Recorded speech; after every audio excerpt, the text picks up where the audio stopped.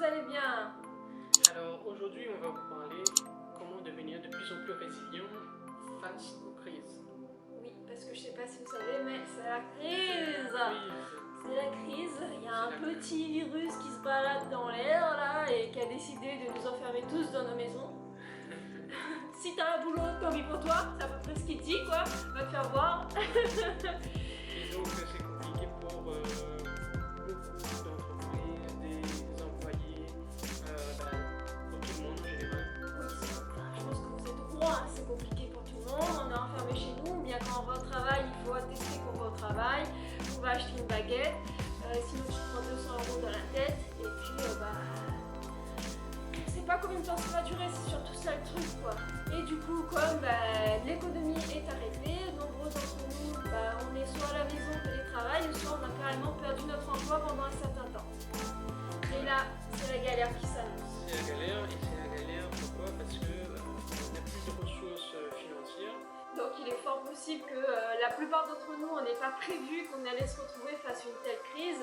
Et donc des fois, on n'a pas assez d'argent, on n'a pas assez de trucs qu'on a achetés pour manger, on n'a pas assez de plein de choses.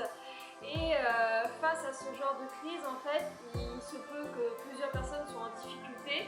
Et on va beaucoup échanger là dans cette vidéo sur comment être résilient, c'est-à-dire comment mieux s'en sortir et en apprendre en fait, comment se fortifier par rapport à ce qui nous arrive en ce moment. Voilà, donc peut-être que si vous êtes acheté une maison, peut-être vous êtes acheté un appartement, ça se peut que voilà, là actuellement vous êtes, enfin, lorsque cette période était passée ou que vous regardez cette vidéo, vous êtes en appartement et le confinement est très compliqué parce que vous devez rester dans votre appartement, vous n'avez pas un morceau de gazon, un petit lopin de terre, un potager pour pouvoir vous changer l'esprit. Et à travers cette crise, sûrement, il y en a beaucoup qui vont prendre conscience de ça. Oui, clairement, c'est-à-dire que avant d'être dans notre appartement ici, si vous avez un peu suivi le truc, on était dans une maison et on s'était toujours dit que grâce au terrain qu'on avait, on pouvait planter et que en cas de crise majeure, on aurait toujours de quoi manger.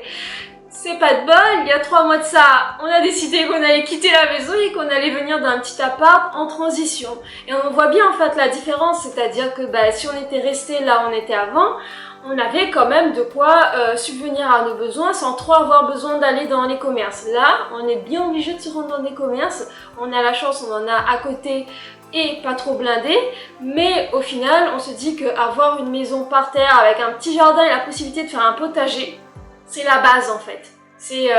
Alors on essaiera de revenir vers ça, c'est clairement un de nos projets, mais pour nous c'est la première base qui permet déjà d'être tranquille et d'être serein dans sa tête.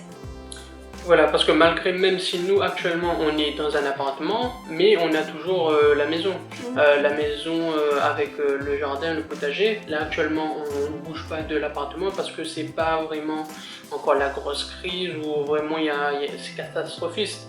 Donc si au cas où demain on nous annonce ouais il n'y a plus de nourriture, enfin si c'est vraiment catastrophique, on retournera vers notre maison pour avoir plus d'espace de liberté, pour pouvoir mieux nous organiser, pour planter, voilà, pour avoir un minimum de subsistance, pour pouvoir nous nourrir et pouvoir planifier et prévoir l'avenir plus sereinement. Parce que là, dans notre appartement, on ne peut rien planifier. Oui, au niveau investissement immobilier, je pense que le plus judicieux et le plus stratégique pour votre premier achat, il vaut mieux peut-être partir sur quelque chose, une maison par terre pour votre premier investissement. Donc si vous comptez investir dans l'immobilier prochainement, pensez quand même, songez-y quand même pour une maison à terre avec un espace à l'extérieur pour pouvoir faire un potager, même si c'est votre résidence principale, même si c'est pour un investissement immobilier.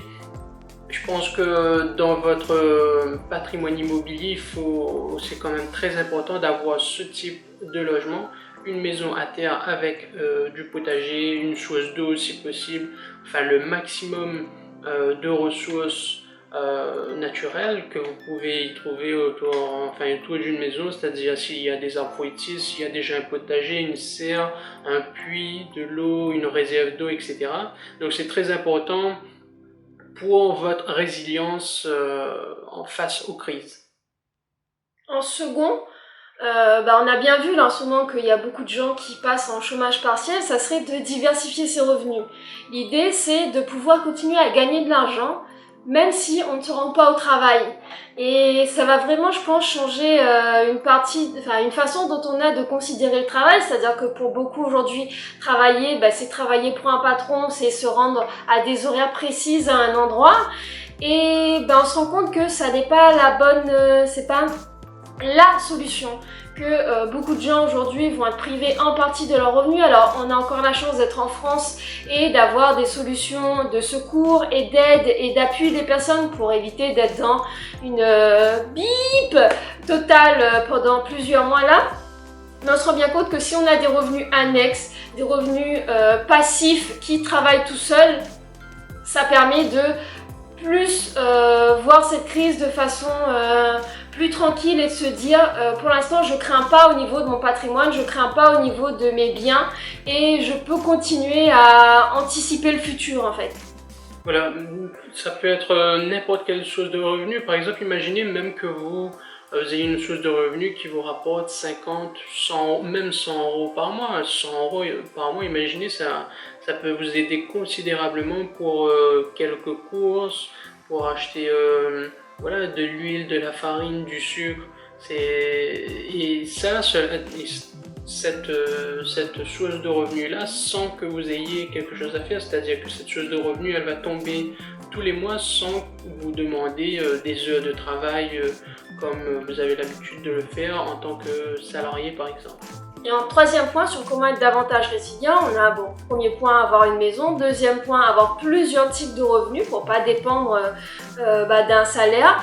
Et en troisième, on a une organisation, savoir gérer ses dépenses et avoir une réelle visibilité sur ses entrées d'argent, mais aussi sur ses dépenses.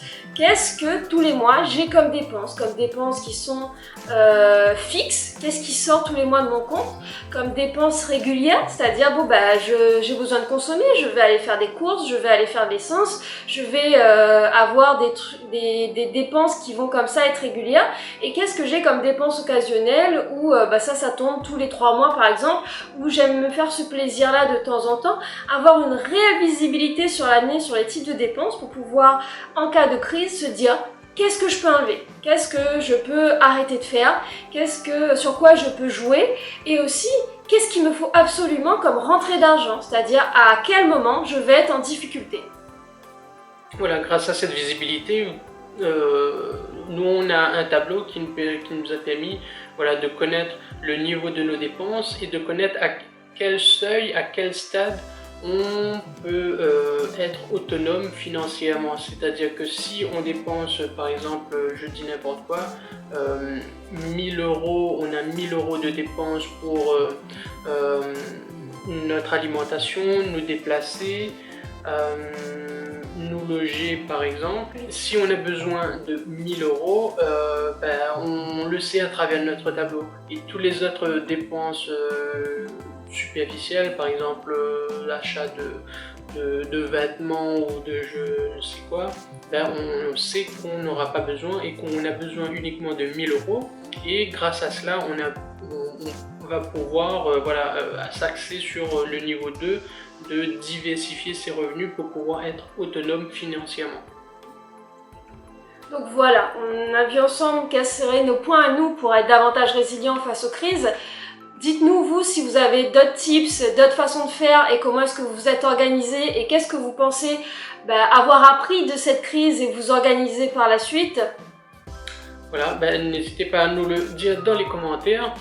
Également, je vais vous mettre dans la description un tableau Excel qui va vous permettre justement d'avoir une meilleure visibilité sur vos entrées et vos sorties d'argent. Comme ça, si ça peut vous aider à construire votre résilience, ça sera tant mieux.